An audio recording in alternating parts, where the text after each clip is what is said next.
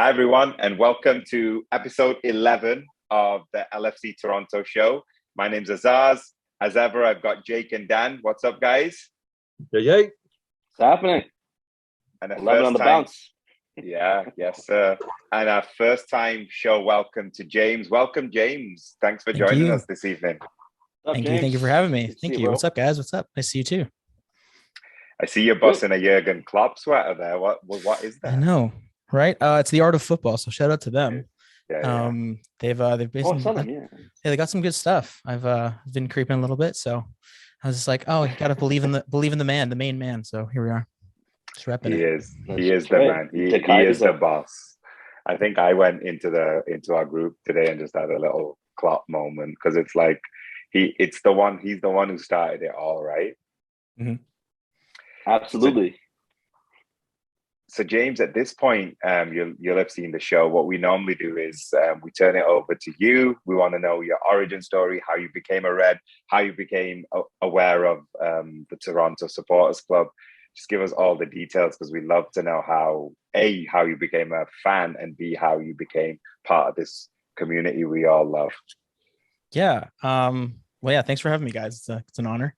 So I'm from a family of Liverpudlians. So all on my mother's side are all from Liverpool, like born and bred. They emigrated here in the, I think, late 70s.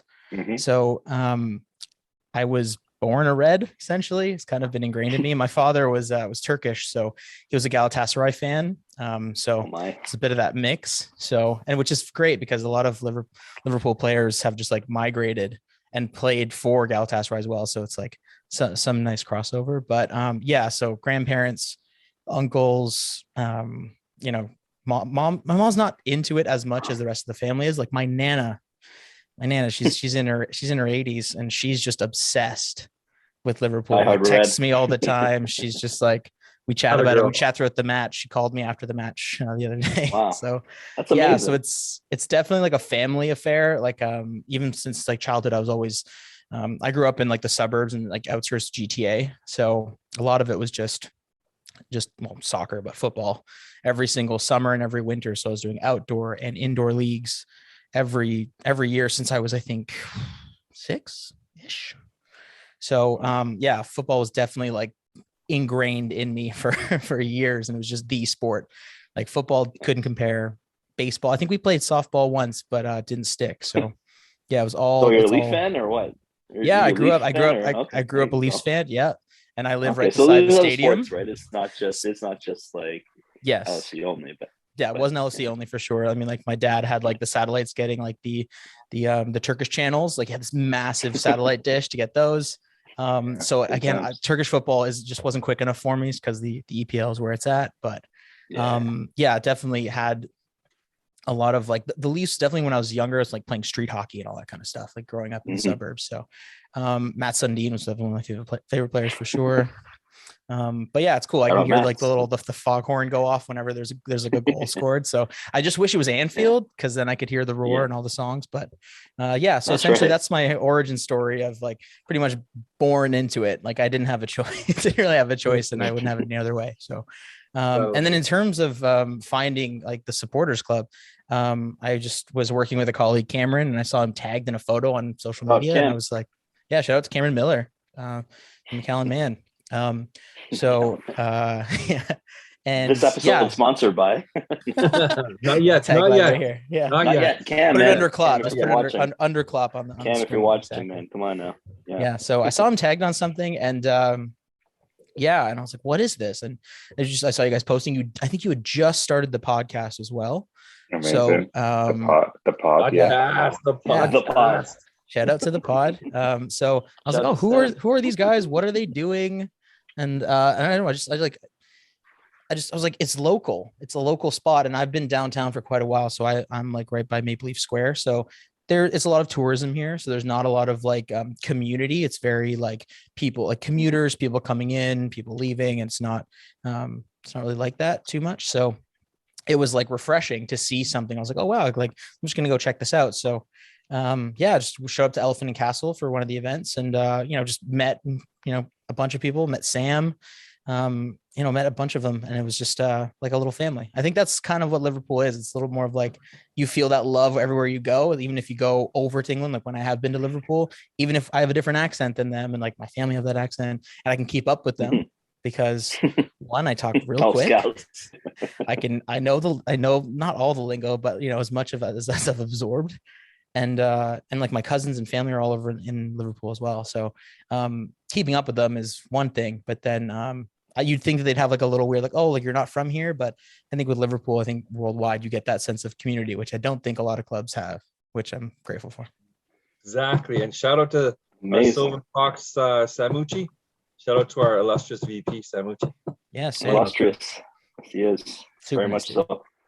Yeah, I met James on the Carabao Cup final. That's like, like what a moment, and what a segue to just promote this thing here, because we just posted on our social channels that the Madison is now sold out for general admission tickets. There are still member tickets available, just a few left.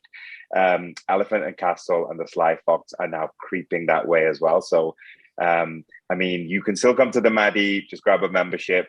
Why not? It's free to come here, so you might as well take advantage of it. If not, no worries. We've still got some availability at Elephant and Castle that is filling up soon as well. And then James was talking about the Burbs, and we know we've got a fan base in the Burbs. So Sly Fox in Burlington, we just want a big atmosphere. We want hundreds and hundreds. Well, actually, if they all sell out, we can actually claim thousands of Reds across the GTA, which is huge. Yeah. So get your ticket, tell your wife, tell your kids, tell your friends, and tell your grandma. Tell your grandma. Come on down. So my cousin's coming down for the my cousin's coming down for the match, so we're gonna be hitting up the Elephant and Castle. So I already got my tickets. Don't worry, I got it. Amazing. But definitely advise people to get your tickets, because it fills up quite quick, and it's just a ruckus of a time, I guess. And just a reference, we've been talking about how many games are coming and the importance of the games. This is one of the first ones in a slew of big encounters. So these tickets are going to go fast for all the other stuff. So we again implore you to get a membership, get a you're going to get discounts, all good things. Anyways, we just don't want you to miss out. And our our community is fabulous. Yeah. You know what? As you were saying that, the Carabao Cups where you and James, you were saying that's where you guys met. Yeah. I'm just really fascinated by how many new Reds, when I say new Reds, I mean new to this community, are going to have that same sort of interaction on Sunday. And keeping in mind that it's lining up like a final, right, guys? Like it's actually going to be like, even though there's still like 8 fixtures, 9 fixtures after that, I don't know what the count is. This is the match that everybody's, looking forward to. And 1,000%. unfortunately, I'm going to be flying out to Mexico, and I'm going to have to just get a bus or something shuttled to get there and stream it. But unfortunately, I know Mexico. Sorry, Canadian coldness over here. But no, I'm going to miss all you guys. But it's going to be an amazing atmosphere and match, hopefully. Yeah, I think it's going to be a turning point for sure. That's why it's definitely getting.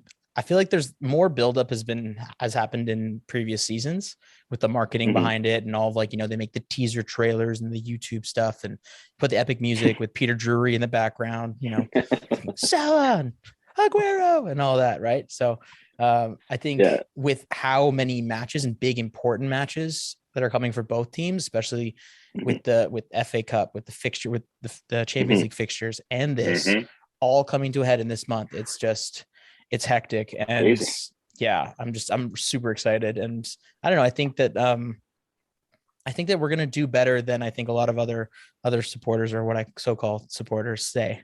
That's just my opinion though. You're an optimist. So that's cool. Yeah, man, for sure. Yeah. Like in the chat, I'm the optimist.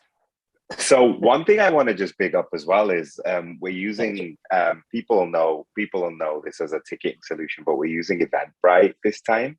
And what's cool about this is, well, firstly, the scanner to go in, I've used it on events before, and we had a great process of checking people in for the Carabao, but we're going to have an even better one where we're just going to be able to scan your app. So that's really cool.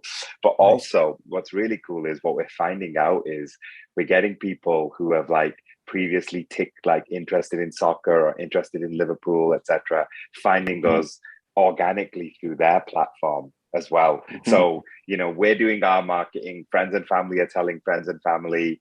But what's really cool is now we're going to start to get this new wave of Liverpool fans also who didn't even necessarily know about the club or haven't been able to come out before or don't follow us on social. So it's just creeping up to be the coolest April and May of our lives. It really is. And I mean, whatever happens on Sunday, we've still got some massive games coming up regardless. So I just feel like so much excitement within our community already. And just like, you know, we've said it on the show before, like we're about 5,000 miles away from Liverpool. And like to think that we'll have 1,000 people showing up to like cheer on the Reds, it is truly epic. It really is. And yeah, I'm really excited. I'm excited. Let's make that happen, man. Yeah, let's make that 1,000. Like everyone come out. I mean, I'm not just saying that. Like I was sitting on my couch watching the matches, like maybe a couple months ago, just like watching the games or standing or yelling at my screen or whatever I'm doing. But the pub's right around the corner and I never knew about it. So come check it out. It's the sense of community is awesome. You know, come have a drink. Kelly's at the bar. Everyone's super nice and supportive, and Kelly, everyone's Kelly, shout out. But yeah, no, definitely, it's something that, especially now with everything and events coming back, and after the pandemic and stuff like that, it's nice, refreshing to like be around other people and, you know, support the club you love and be around the people you want to be with. So, big ups, let's do it. And just in case you needed any more reason, we're going to be doing all the giveaways and the raffle and all the good stuff as well this weekend as well. So please come out. Please introduce us to your other Liverpool friends and family, because we just want to keep this LFC TO family growing, and we're excited. With that, let's just very quickly, because obviously all eyes are on this weekend, so let's just very quickly talk about the two matches, Watford and Benfica, that just went. Anyone want to talk about the Watford game?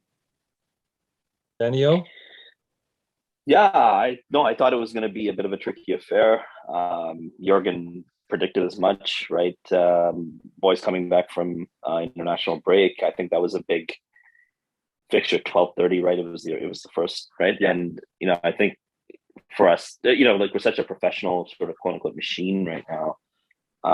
Even in, you know, at 40-50%, we're still grinding out wins. Again, it's Watford, it's at home. You would think, you know, easy, you know, a couple of goals and then, you know, just coast. But it was actually hard work, and credit to Watford and Roy Hodgson. I know we made fun of Roy last week, but he and by the way, kudos to him. I don't know if you saw that clip on social media of him like passing the ball to one of his players in training and stuff. It was like blowing up everywhere, right? Yeah, he was like, go, and then he just like put a little left curler in. I was like, he's 74.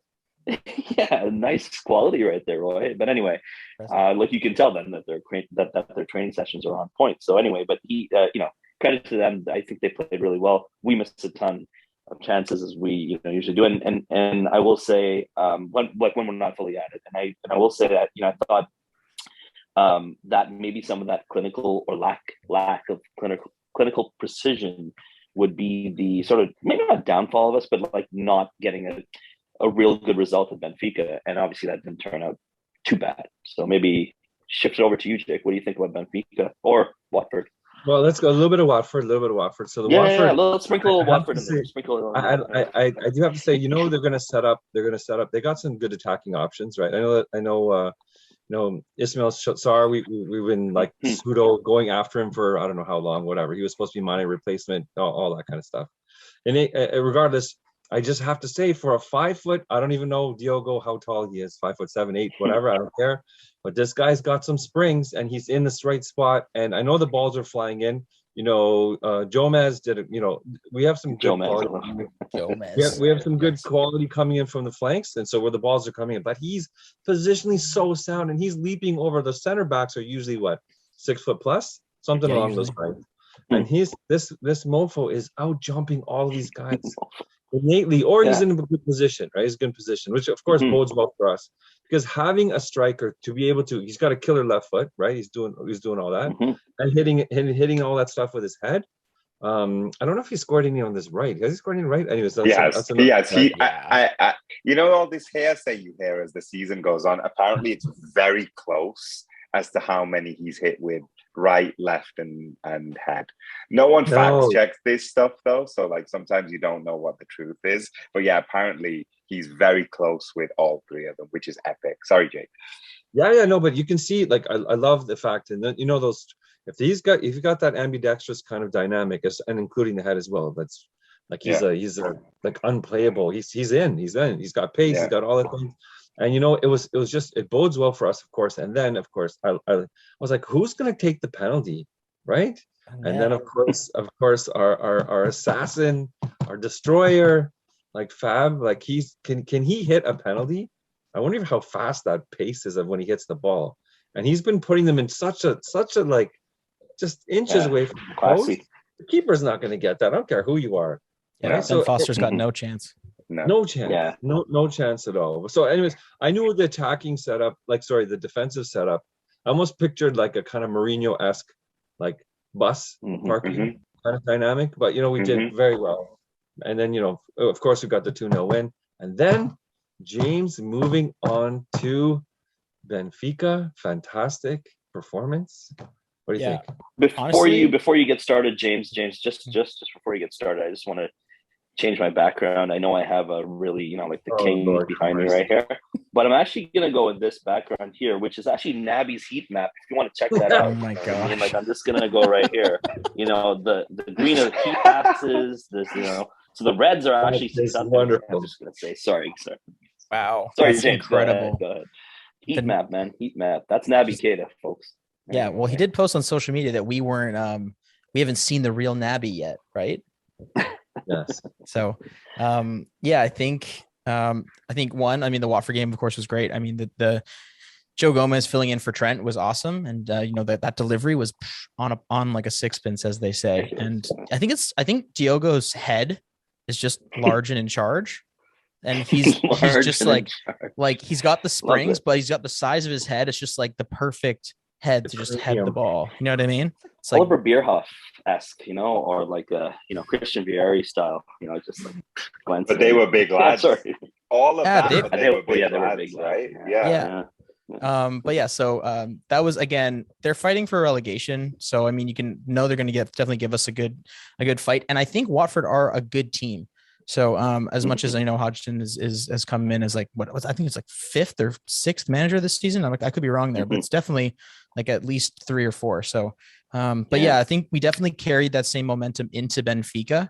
And to be honest, it was the tale of two halves for sure for me. I think and funny as I was chatting this with my Nana of all people. Of course. So shout out to the Nanas. Where I think that as a team, we have the capability to blow teams away, but I think when we're taking the whole season into reference of it's a marathon, not a sprint. So I think that when we realize that, hey, Watford, we have more quality than them, we can grind out this result. It's like we'll put a couple past them, and we won't accelerate, to use a metaphor. We'll just kind of coast at that level, because at that level we're already 2-0 up, so we coast. And then but what we don't do is we don't take into consideration the reaction from the other team. So I think that's what happened with Benfica was we had 5-6 chances. We were all over them. We were picking up second balls. They weren't like the man marking in the box was like horrendous. Like Vertonghen and Otamendi, I was like, did you not play in the Premier League before? Like, you played for City and Tottenham. Like, I don't know how you're not doing this, but we had, again, your boy Naby was clear. Like, he's not a big guy. Can I get the map up again? Let me know if you want the map. I'll just, no, I'm kidding. But like, I mean, missed a sitter. Like, you know, he should have definitely put it away. He headed it 2 down to the ground. You know, that happens. But I think that we went in being like, wow, we're all over these. We're absolutely like wiping the floor with them. And I think we just coasted. And I think that we took for granted that no matter what, Benfica are still in the Champions League. Like, they're still a good squad. And They're playing at after home. halftime, I think that we were like, okay, we can still coast. And then I think Benfica were like, okay, I think it's time to actually like play now. And so I think they made a couple tweaks, whether it was formations or just mentality anyway. And then it caught us by surprise. They quickly got that goal. I mean, up until that point, I thought Konate was awesome. I thought like he's 22 years old. He's 22 and he's coming in for Joel Matip with, it's insane. And like Ibu's like he's like a mountain. He was winning every header. He was getting it, like he got the goal. So, and then of course the flubbing of the clearance. And again, in my brain, I'm like, Trent made this huge switch from right to left. It was this big looping switch, and then possession got lost. They went up the right flank and then just put the ball in. And it was good play on their on Benfica's side, but in the end, it was that little mistake and that kind of cost it for him. And that kind of gave them the impetus to get back into the match. And then I think we just grounded out. They're a good team. We didn't play well in the second half, but first half we were all over them. And to be honest, I think we should have put it to bed. That's my opinion. Tazu? Yeah, I just want to, I thought we were excellent. And I feel like what isn't spoken about enough is yesterday, there have been games at Anfield where we've been as much of an underdog. Like think of 2005, right? Like we played Juventus, for example, right? So Juventus came to Anfield. Arguably, Juve were as good as we are now. Arguably, we were at the same level as Benfica were. And yet in front of our crowd, which was like, the crowd in Lisbon was raucous and like feverish and everything. Like that 2005 Juventus team with like Nedved, Cannavaro, Del Piero, Trezeguet, etc., crumbled with all those experience, blah, blah, blah. And like, look at our performance yesterday. Other than like a 15-minute spell, like we were always, to borrow a Jamesism, large and in charge. So, the one thing I would just want to add about both of these games is we just seem to play the game right now, not the running, not the intensity, not the drama, not the emotion, which is really weird because we're a really emotional club. We're an emotional fan base. We've got an emotional manager. We've got an emotional team. But yet we're being very like stone cold about wrestling reference there. We're being very like ice cold about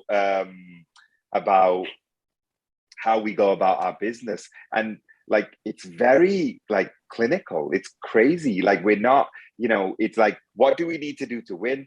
Okay, cool. Next. Like we'd have taken a 2-1 yesterday.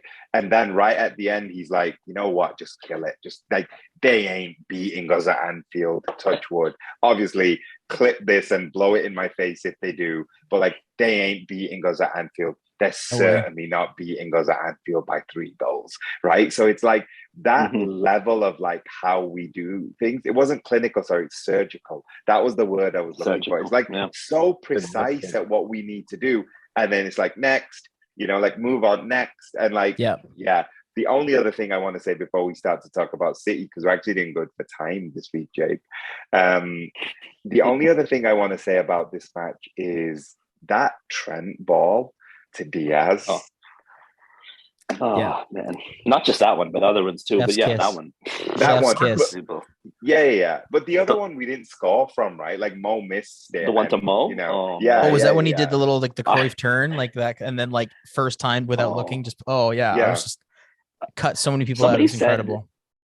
Somebody said on social media, it was probably one of the funniest tweets I've ever read on just Liverpool. It was like Trent's ball and movement literally almost changed my life. Like almost changed my life. Like, which is like, if you really watch it slow mo, like the Cruyff or whatever it was, and then just that ball over, it was like, how is he doing this? And he's rusty. He hasn't played for 3 weeks. No, he just came back from injury, right? So man, I'm just pumped. Sorry, No, that's it.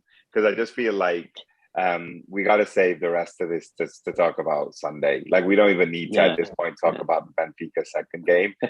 I am like so. I have one more thing. Absolutely. Do you think that next whatever? Do you think that the Darwin's gonna Darwin showcase? Is he it now? 22 years old? Not. I don't think so. I think that Just I check, think just check. it's not for us. I think other Premier League teams, they'll see that like he did well against us. I'll put that in quotations. But I think again, we got a little wobbled with Benfica right in the second half. And then I think I think it was in the chat, I was like, we need to bring Hendo on. You know, we need to bring the heads back down. We were in their gaff. They were super loud. Like, I think that kind of got to us a little bit in terms of, and also maybe I'm a little bit superstitious, but like the kits, like Izaz, the kit that you have on right now, the yellow, it's like, we're not used to playing in bright yellow. We're used to playing in red. So like, maybe I'm superstitious, but like, I'm like, I don't know, maybe we should wear the beige one. You're saying, but either way, in terms of the actual, like the player Darwin, I mean, like he did okay, but I could see other teams like perking up in the Prem, like Arsenal, like Tottenham, maybe being like, oh, who is this kid? You know, what is like, oh, he played decently well against Konate. It's like Konate's 22 and he's getting a game, every 4 matches, he's maybe pocketing people. Yeah. Yeah. So, I mean, take it for what you will. I think he's okay, but I'm nothing to write home about for me. Jake, let's go to City. Let's do this. Let's cut it. I just thought that was a hot take. Let's just go to City then. Do you guys know Gaston? Do you guys know Gaston? He's been coming for a few years on and off. I think so. He's Uruguayan. So he was obviously a massive Lewis fan. Yeah. And now he's like, he and I we've known each other for a few years. So like he is a big Darwin fan. So he's been talking about him for way longer than this. And I'm also so I'm going to reserve my judgment on him. I still think that like you put him, I'm not saying we go by him and he's good enough or anything like that, but what I'm saying is I just feel like it's a very harsh analysis to just analyze him on one game against the best team in Europe. So we should get Gaston on like when the World Cup's on or something, and like Uruguay are playing, we should get him on. He's a very passionate Uruguayan. No doubt. Fella. I love how weird. But I love how weird the measuring stick. Yeah. I love that. Like, this is like the one thing that I'm just like, my whole life we've never been at this level. So I love how we're now becoming the yardstick that people are measuring up. You know, the stat of like, oh, no one's run past Van Dijk, or one player has run past Van Dijk once, and you're only Mo Salah, right? Wow. Only Mo. Yeah. Wow. Yeah. You can use this as the yardstick, no problem. Yeah. Sorry, guys. So Manchester City. I'm equally nervous and excited. Like, I think I'm 51% excited, 49% nervous. I'm gonna flip to Jake first this time. How do you see this one going, President? It's of course going to be a tight affair. We can't be, right into the analysis. Love it. sometimes we the thing is that, and that's a day where you have to be so mentally solid, and there can't be moments to switch off like we have been playing here and there in a couple of matches. I don't know who's going to be starting. Is it going to be our established? Our back is Joel comes back, Inspector Gadget comes back in with EVP, and then the 2 backs, and then what's our middle going to be? So we know Fab should be there, right? Will Thiago go in, and then who's going to play that next one? Who's going to be that person, right? Is it toss up right now?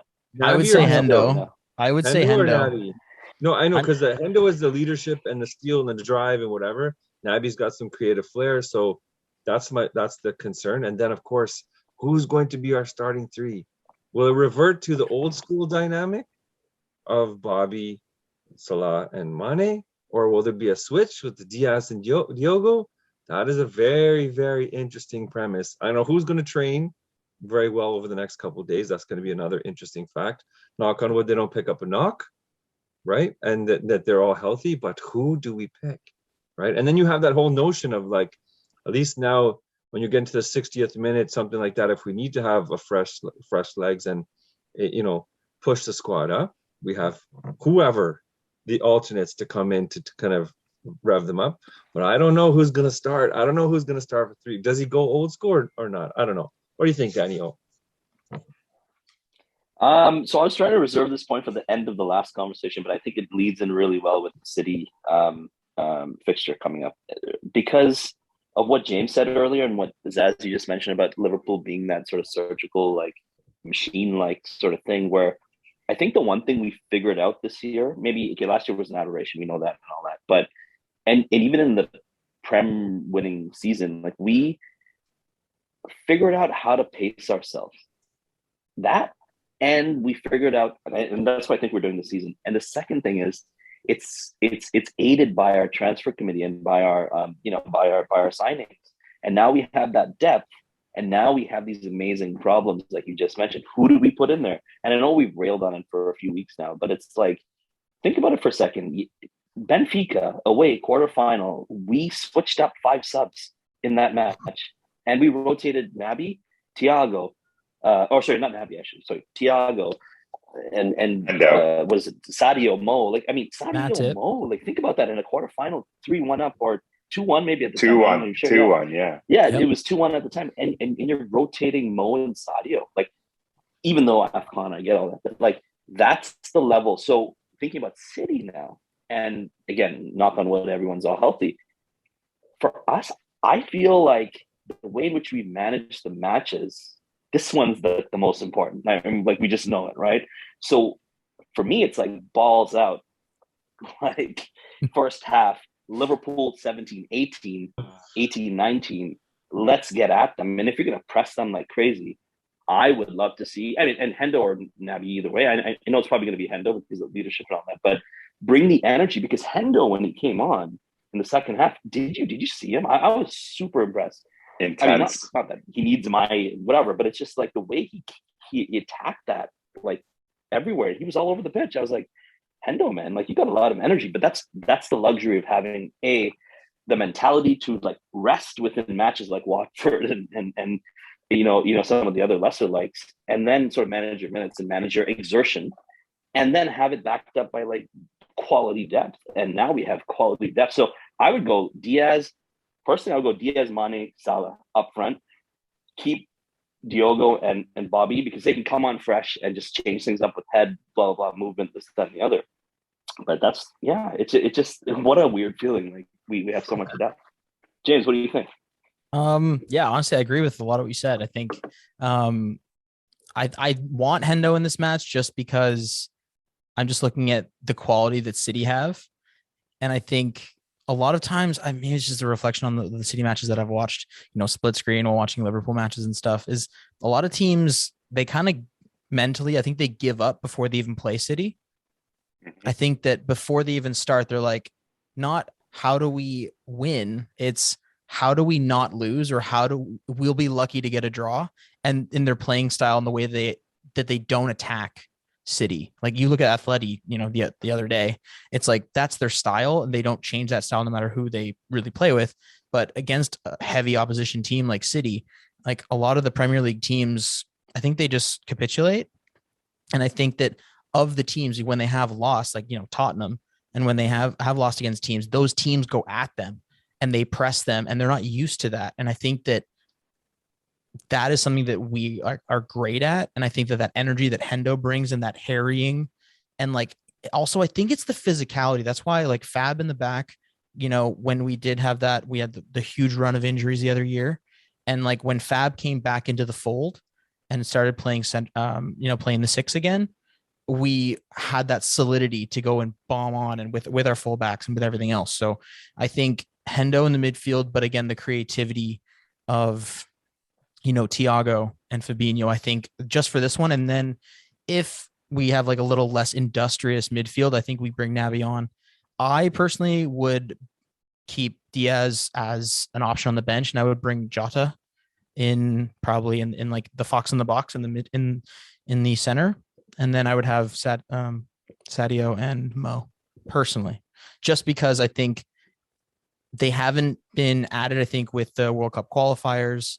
I did mention in the chat, they're both doing Ramadan as well. So they're both fasting. So whether they're not like totally up to speed, or if they're kind of getting used to it, of the energy levels and stuff. But I think Mo needs a goal. He just needs one.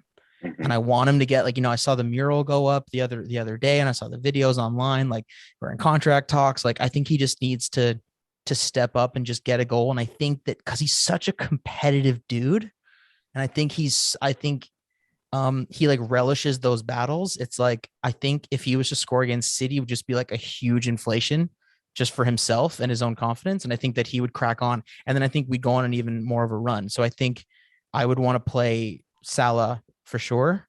And then again, for refreshing, bring on Diaz. If Mane starts to seem a little bit leggy, kind of like I thought he was a little bit leggy for the Benfica game. So maybe again, just with traveling, whatever it is. But I think those front three to me, because I mean, I can just see Jota getting on the end of a Trent cross and banging that in for sure. And just like with his, doing this, like, just let's go. Right. And that shithousery, like I'm here for it. So especially I think John Stones made some sort of like comment in the press saying like, oh, we can't, like no one's going to beat us. And I was like, please, like we're living in your head rent free. Okay. Like we're the one that just closed a 14 Really? point You said gap. something? Oh, I didn't. Oh, yeah, I think it's like it's mind games, which is fine. You was relish it the in Laporte it. one where Was like Laporte? they don't do anything better than It was us? Laporte. Sorry, it was Laporte. No, I'm sorry. I thought don't it was know if it was Stones. Stones too. Sorry, it could have been him too.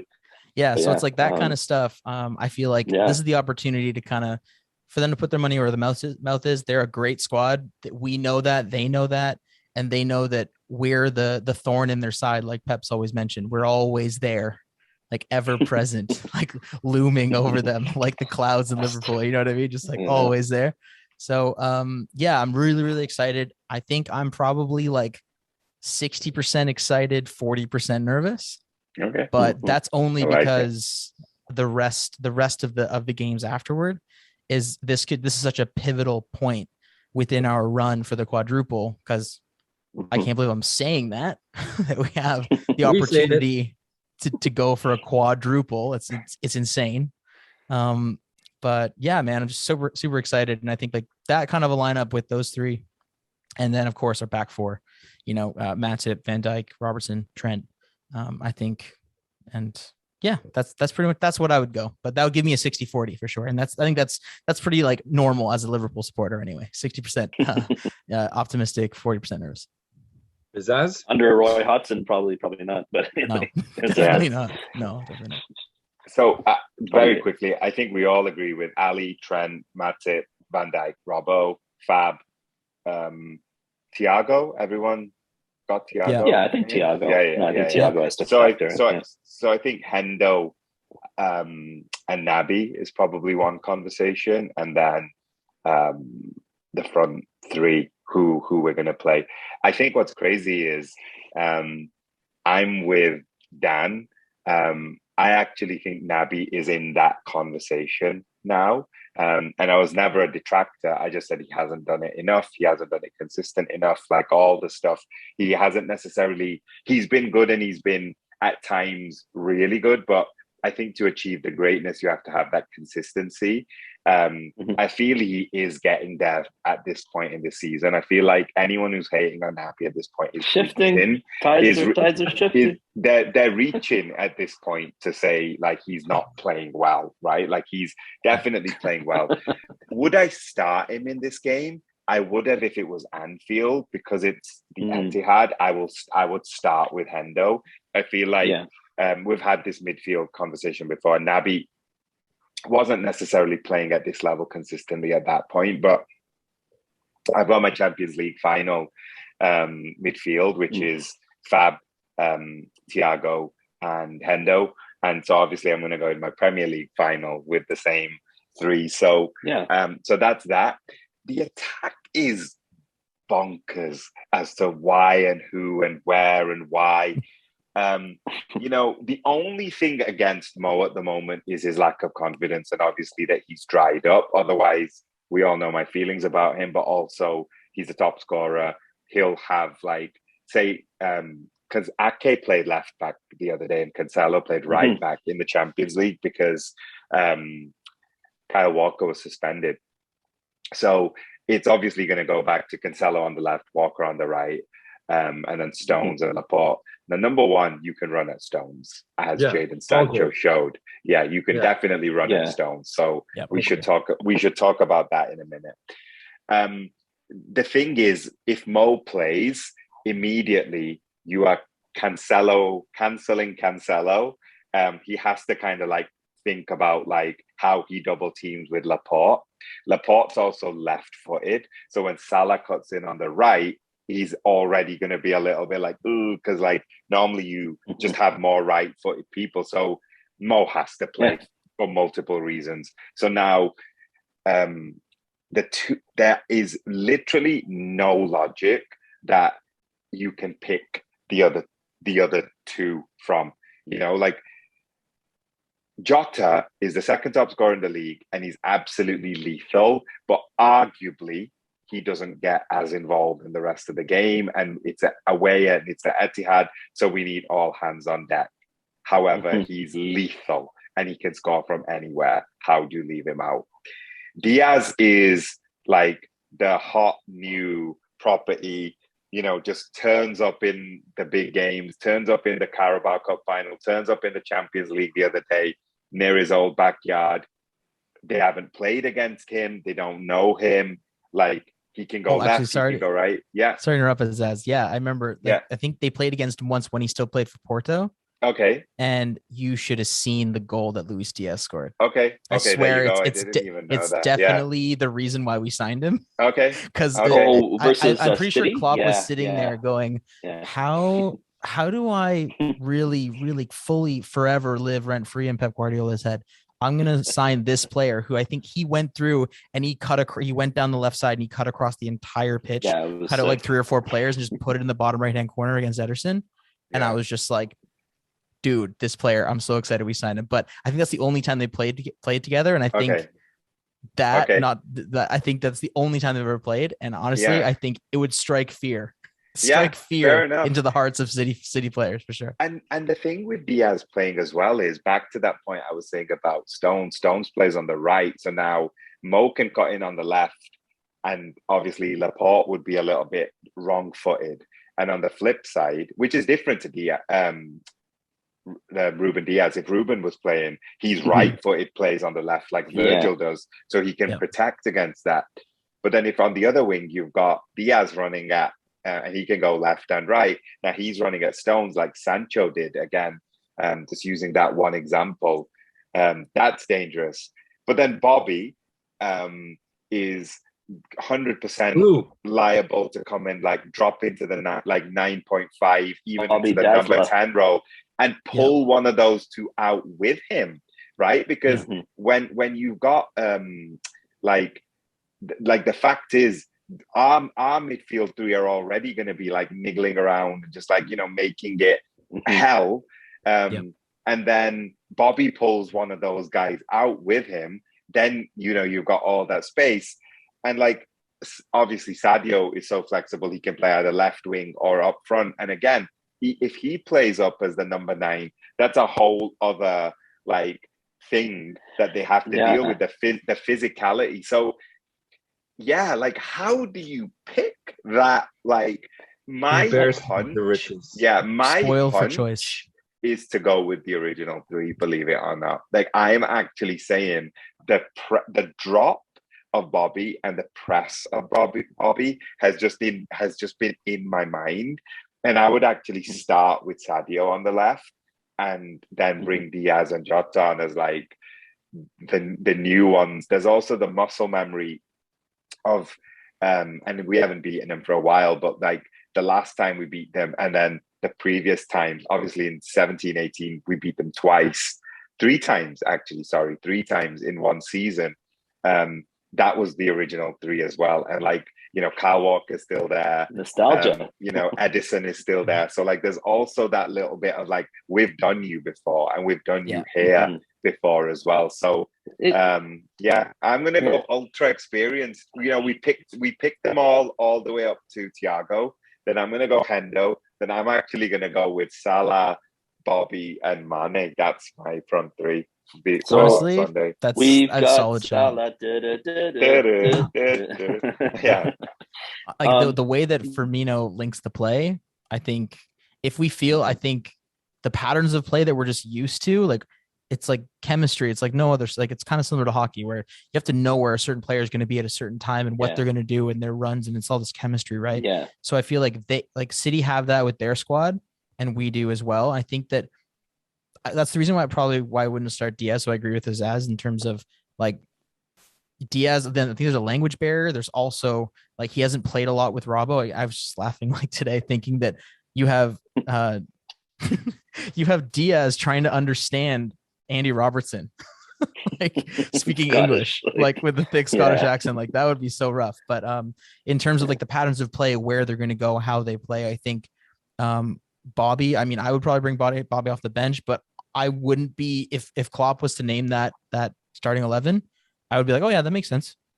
In Klopp, I trust, of course. I'll rep it, but in Klopp, you trust. Yeah, like that linking the play, I think, and like pulling that striker out or the defender out is great. No, you know what? I actually am on the other side of that because something you brought up earlier, one of you, on the way in which we link up now, right? So like the front five, if you think about like how the link ups go with Trent and Robbo, right? So like working down the flanks or even through, or like the long ball over, sort of like the outlet ball. I'm just thinking about Diogo, and you're right, Azaz. I think he's super clinical. But doesn't he somewhat remind you of one of those strikers where, he needs to be fed? And yes, we have some great feeders like Trent and Robbo and all that stuff. Yeah. But I feel like Sadio and Diaz or Luis have this sort of like natural understanding. I don't know if you've noticed it during matches. Obviously, it's on that side. When Sadio plays the 9, right? And like they have a good link up play and like through balls and this, that, and the other. And Sadio, to his credit too, is like holding up well against much taller, stronger center backs and such, right? So like and Sadio recently too, even with the Benfica match yesterday, I don't know if you guys noticed, he was just actually more of a facilitator, right? Like he was passing through the ball quite a bit, and it was just like rotate the strike sort of thing. And I think we're pretty dangerous with those three added for 60 minutes, and then you do a refresh, right? But you're right. I think you can't argue with like 14 goals or 20 overall, 20 plus, and he somehow does it. He's like he's like Robert Ory. I don't know if I use like an NBA reference here, but like just clutch. You know what I mean? Straight up clutch. Like he'll come off the bench, and this is like Robert Ory. Shout out Robert Ory, 5 championship rings, but he'll just show up and hit that 3 when you need it. And I think like Diogo's like he's that glancing header in the corner when you need it, or just that scruffy goal when you need it. So anyway, no, I mean, as a Liverpool fan, look, you can't argue with any 3 of that 5, right? Yeah, agreed. The fact that we have this amount of depth, and like we're having a conversation of like which of the front 3, like of what the front 5 or how many players we're talking about right now, that we have this quality to be able to bring off the bench and different, like this is like Pep Guardiola's nightmare. It's like, what's Klopp gonna do? It's like, that's right. Yeah. You think about that before you go to sleep the night before. So here's the other thing, though. Yeah, go ahead. Sorry, go ahead. No, I just wanted to also hear from the defensive standpoint that we make sure that KDB does not have a good game. I need to make sure that we are rock solid defensively. We're always talking about what's in their 6-7 up front, but we just need to make sure that our spine is as solid as possible, because he cannot have a good game that day. Sorry, Dan, go ahead. Sorry. 7 rings. I stand corrected. Robert Ory. Sorry, my bad. I thought it was 5 for LeBron. Sorry, not LeBron. Kobe. No, I was just gonna say with City. So how did they line up? Right at the end of the day, they also have a myriad of options. I can't see like Mahrez or someone like that starting. Right. I mean, like he's been coming off the bench quite a bit. So it's like Foden, sort of Sterling. Well, I don't even know. So Sterling, Jesus stays on the bench regular matches, right? Grealish starts. I mean, like, who do you think in terms of their lineup? Zaz, maybe I'll rotate it to you. Just put it right back to you. So Mahrez is the top. You're right, but he's also the top. He's the top. So that's a tough one for them. Obviously, KDB is the big threat, as Jake called out, but like Foden is also like he's very, very, very skillful player. He's a killer. So I think Foden would actually be an even better player if he didn't. I think he tries to do a little bit too much. I think that you can coax that out of him. He's young enough, but even what he does have, like, he came on and made the breakthrough yesterday. KDB scored, but it was his running in between the lines. Right. Although how you run in between the lines between Fabinho, Matip, and Van Dijk and stuff, it's not that easy. Obviously, we have to kind of protect like those holes between Robbo and Van Dijk and Trent and Matip. We have to protect those holes. But otherwise, like, Foden has the ability to actually just run right through people. So who do I think will play? KDB will play for sure. I think Foden will play because he's also got, again, back to muscle memory, like he's done traditionally well against us. I don't think Sterling will play. Grealish has to do something now. Like, he has to do, like, it's getting to a point where I'm not going to turn around and say, like, he's a waste of money, because, like, he's got a few years to prove himself. But, like, at what point does a 100 million player have to actually show up in a big game and, like, be the guy? So, yeah. Silva will play. So there's 6, right? So Rodri, he's a given. Rodri, you know, it could even be like Gundogan and Silva in mid. So Rodri and those two. And then up front, obviously, it's going to be like fake 9, De Bruyne. And then I feel like Foden will play. And then I think Mahrez, actually, now that I think about it, I think Mahrez might start, because he also doesn't do badly against us.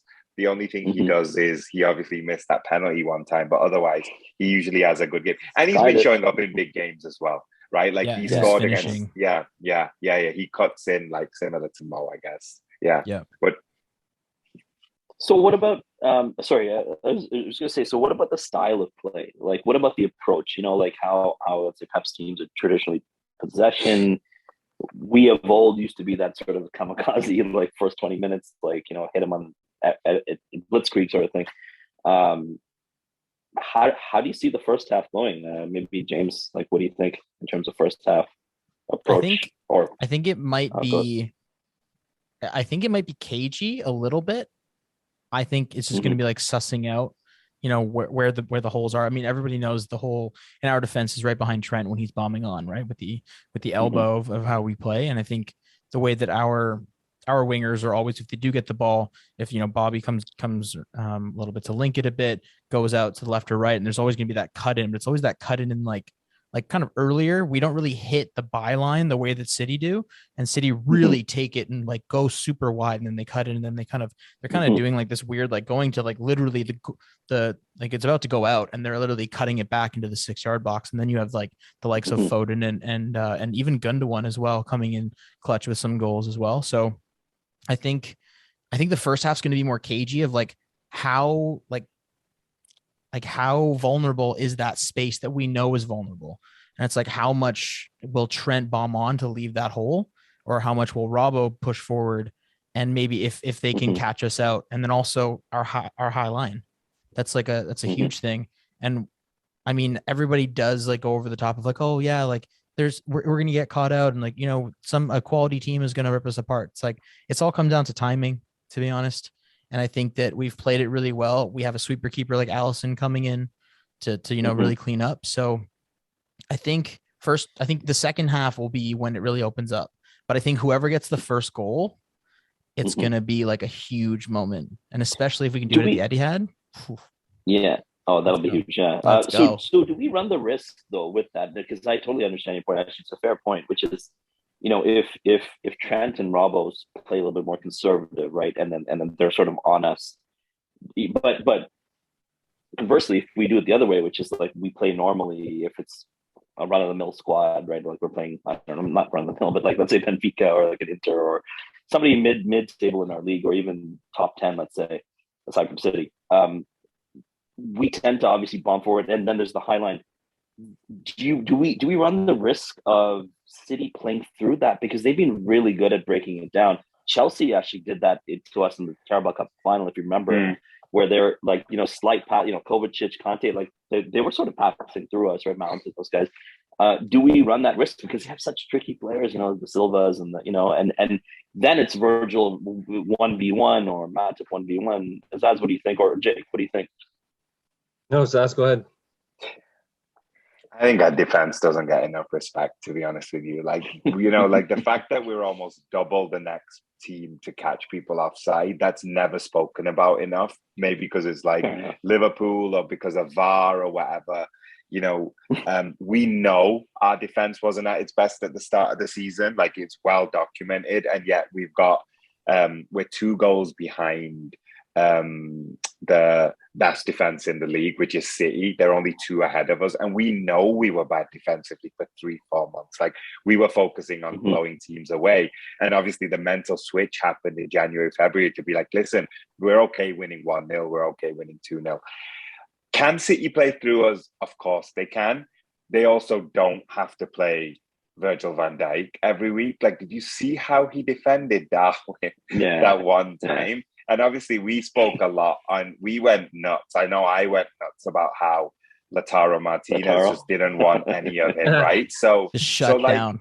Didn't even bother. Yeah. So like it's difficult because Manchester City are an amazing team and they can obviously beat us 1-0, 2-0. They can be winning 2-0. We go for it and then suddenly they cut us apart 3-0. But like if it starts like the cagey affair that I think we all think it is, and you know, like we go and play the occasion again, like I don't know if we will win by more than 1 goal because we are actually very wasteful, to be honest with you. Like we make a lot of chances and waste a lot of chances.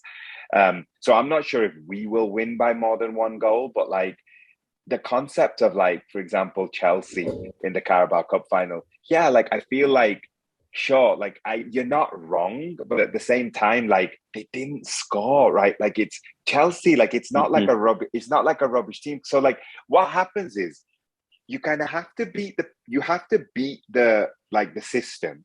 You have to hit the perfect ball. It has to be the perfect guy who runs onto it. Alisson doesn't have to be a factor as well. And then, assuming all that happens, and for some reason Ali hasn't come out and done it, and we've not caught you offside, then you have to beat Ali in goal, which for some reason people just can't do. Like, did you see? Like, you saw it against Watford the other day. Like, the number of one-on-ones, including like Kane and Son, and like I don't even think Ronaldo one-on-one, but like, you get my point? Like, it's like good, great finishers across the continent have these chances, but they miss. Like, that's not a coincidence at this point, right? Like, he knows his angles. Like, it's, I don't know. Like, I kind of feel like, can City beat us? Yes. Like, am I going out? Like, I said 59. I said 49-51, right? Like, James said 60-40. But, like, I'm more nervous about, like, the refs, firstly. I'm nervous about the refs. I'm more nervous about like a mistake because we're human. You know, there's 22 people on the pitch are human, including Ali, right? Like, I'm more nervous about those things. Like, you know, like look at the good fortune we had in Madrid when Mane hit the ball and it hit Sissoko and it completely changes the game, right? So like, I'm more worried about that than them actually somehow systematically beating us, because if we cut off the match where we beat them at Anfield, and they had injuries that day, by the way, so it's not like we don't even need to include that one, but like the ones after that, there's a huge asterisk against all of them for me. You know, like I feel like once we had won the league and we had taken it off them and we were like, right, we'd won the league. They slapped us up a little bit at the Etihad. Whatever. We were hungover, as yeah, we were a little bit worse. We're a little worse for wear on the Sunday after. Okay. Yeah, and then the next season we went into it, and it was a draw. The first game of the season. The first game was it was draw, such a boring match. I remember that boring match and whatever. Yeah. But we were also Pep not parked the butts ourselves. that match, actually. Yeah, he did because that was the Anfield one. Yeah, so negative. And then at the Etihad, the second time they beat us because again, like it was Kabak and Nat, right? The second time. So Ozan Kabak. Yeah. Natty. Wow. Ozan Kabak is a Gala and a Liverpool connection. Harry Kewell, Rigobert Song, Albert Riera. Who else? Riera. Milan Barros. Milan Barros. Wow. Dean Saunders. Graham Souness was their manager. Yeah. Anyway, we came full circle. You're right, Dan. Because they can do that to anyone. They can do it to the best teams ever. But like, I feel like I'm more nervous about like the one-off things rather than I feel like the level of our defense since January, like we've just got like a little bit of like and I'm sure every fan base has it, by the way. Like, we're just in the WhatsApp group, so that, like, you know, like, we just follow the Liverpool stuff. I'm sure all fans have got like, oh my God, we nearly conceded 9, but we didn't. We conceded 0, you know? So, like, I think that there's that element of it. And yeah, I say all this, and yeah, on Sunday, they could obviously still carve us out. So yeah, Jake, what do you think? I need the fullbacks to be completely on. Like, I need to be them physically fit and on. I need them to be pressing, just to have the balance to keep their fullbacks on and be defensively minded in terms of that they can't move up the pitch. Like, they're like, oh God, you know, I have to defend this long ball, the switches, like all that. I need them to, like, Robbo and them to play the game that we need them to play, and just be very forceful and super energetic. Because if those two are on, it kind of galvanizes. There's nothing then, basically. And they have to be like running back and forth as they do. Like, they've got to put some miles on the clock that day. And just basically, you know, we know with the solidification of the center with Fab, and if we have Hendo, Fab for sure, and then the center backs, we know that's good. That's a good space. But I need them to be able to press forward just enough to keep those guys on a scene, like, oh, I got to get back. I can't join the rush. I can't take the steps. I can't cheat. I've got to be weary of this guy's making the moves and doing the touch passes. And you know, it's very interesting to watch them play on some occasions over the few years, and how sometimes their setup is almost exactly like ours to a certain degree when they do so in certain games. So it's very, very mirror oriented. They've got some really good skills on both sides of the ball, but I really need the fullbacks. I think they're going to be them and basically our mid. And I do appreciate the glue from the Bobby perspective. Like, I thought about that as well. Me too. Actually, I was thinking about that too. Glue dynamic, because you're exactly correct with the pulling of that positional player out of that back, and he's got enough technical prowess to be able to move on a dime, spread the ball out as we would to whatever conduits we need to, and then just play that position. So it's going to be very, very interesting to see how this is going to play out. Mm-hmm. We are super excited, right? These are the games as Liverpool fans we just completely wait for. We're enamored. It's completely like energetic. The pubs are going to be electric. I kid you not. Wherever you go in Ontario, literally Ontario and Canada, Mexico, for that matter, and Mexico, for that Shout matter. out to Mexico. You know, you got to get a space. You got to be like ready. You got to wake up. Literally, I'm going to be at the pub at like 8 o'clock in the morning. This is like an old school Scally's wake up type of thing, right? Like, this is an old school, right? You get your make sure you understand your songbook, like all those kinds of dynamics, because it is going to be an affair that you're never going to want to miss. So, you know, I'm excited for the weekend, regardless of the fact. So are we winning? I don't know how you go on from that. I don't know. Yeah, score predictions. Let's go score predictions. Let's go, James. Let's score predictions. Yeah. Ooh, sorry, putting me on the spot. Again, I agree with Azaz. It's not going to be like by a large margin unless each one of the teams just goes for it when they're down and one of us carves each other open. So I think the way it's going, it's going to be a 2-1. I'm going to say 2-1 win, but like squeaky bum time, 2-1 win with Liverpool.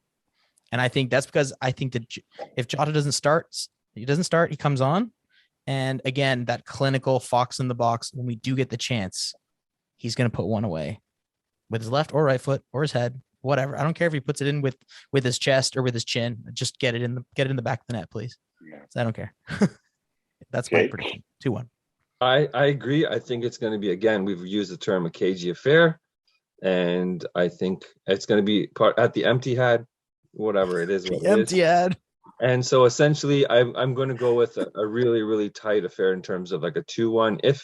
If some mistakes are made early, then I'm going to go to a 3-1, but I think we're going to win 2-1. That's going to be my thought. Daniel? I have one word for you, and Jurgen's mentioned it for the past few press conferences. It's basis, and he's stressed that for a while now.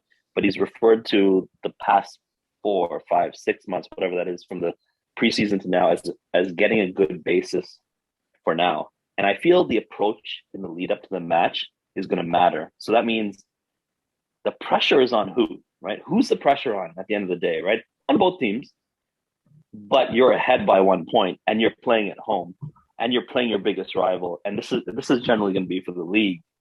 So, Pep, in his mind, and obviously with the players too, because they're going to feel pressure, right? At the end of the day, we are going away. So yeah, we're not really expected to win. I mean, you could say, yeah, like the diehard Liverpool fans will obviously feel that way. We do, I know that. But as a neutral, if you're looking at this, like City at home, they're in charge of the league, and that's where I feel the result is actually not going to be a cagey affair. I feel it's going to be actually a 4-1. Liverpool just, it'll be like a United style like shock for people. I feel we're going to really be on it because we've been saving this for a while now. Like, we're not our blow out the barn sort of style, but swashbuckling kind of style. But I feel we're going to get back to that, and they're going to be shocked, and then it's going to be all hell breaks loose for us. So 4-1. Ooh, 4-1. Let's go. Hot takes. I don't care. Ambitious. I'm about that life. What about you, Azaz? I'm going to go with 1-0, which is a very squeaky bum result.